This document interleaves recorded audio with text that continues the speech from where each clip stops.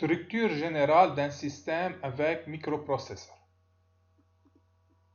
مؤلف من unité centrale, من mémoire principale, من الانترفاس، من كذا باص. الunité centrale اللي هي CPU،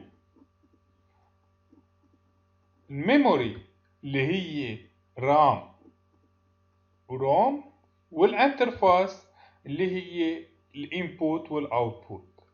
اما الباصات عندي 3 انواع من الباص: ادرس، داتا، وكنترول.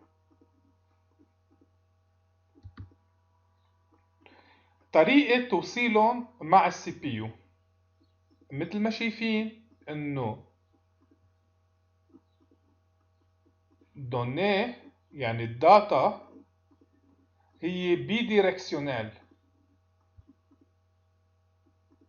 دبل دايركشن.